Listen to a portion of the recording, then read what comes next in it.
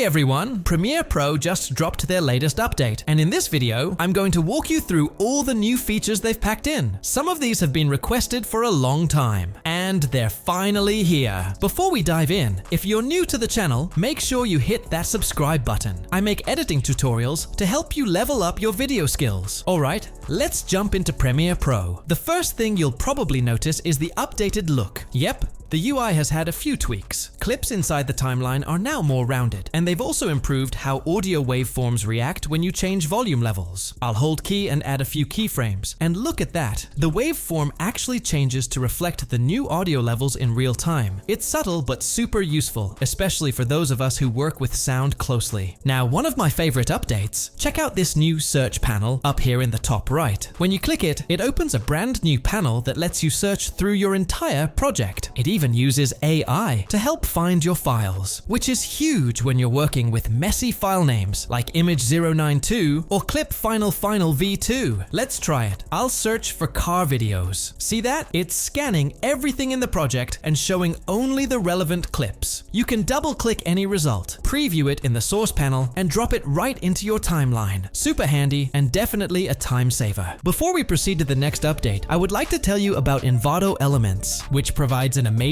collection of video templates and a vast library of video assets for all types of software. With just a single subscription, you can download an unlimited number of video templates, including transitions, openers, promos, titles, and much more. Envato Elements also provides a wide range of software for selecting templates. Additionally, you can also download stock videos, music, sound effects, graphics, and other valuable assets. Download the templates you need and use them easily by dragging and dropping. Check out the Envato Elements link in the description below for a 7-day free trial. Next, let's talk about the Generative Extend tool. It's no longer in beta, it's now officially rolled out in this update. You'll find it at the bottom of the tools panel. With it, you can literally extend the length of a clip using AI. All you have to do is click on the edge of your clip and drag. Premiere uploads the clip, processes it, and generates a seamless extension. It works for both video and audio. Let's try it on a clip. You'll see a little upload indicator. Once it's done, anything after the AI-generated badge is the new content. Let's hit play, and boom! The extension blends in really well. So if you're working with raw footage or doing some heavy grading, switch to the color workspace and head over to settings. You'll see a lot more control options here now, letting you take full advantage of your footage's color depth. Now here's another big one, caption translation. Head over to the Captions and Graphics workspace. Once you've transcribed your video and generated captions, you'll now see a translate option. Let's say the original language is English. You can switch it to French, Spanish, or any other supported language. Just click Translate, and Premiere creates a new caption track. Unhide it, and boom, you've got multilingual captions ready to go. Super useful for reaching a global audience. Those were some of the coolest new features in the latest Premiere Pro update. If you want to check out the full list of everything Adobe added, I've dropped the official page link down in the description. Feel free to explore more there. Now here's another small but super useful update. Premiere Pro now has full support for MKV files. Yep, you heard that right. MKV files with H.264 video and AAC audio are now fully compatible. So that's a quick look at all the new stuff inside Premiere Pro 2025 version 25.2. Let me know in the comments what you think. What's your favorite feature from this update? I'd love to hear it. Thanks for watching. Don't forget to subscribe for more editing tips, and I'll catch you in the next one.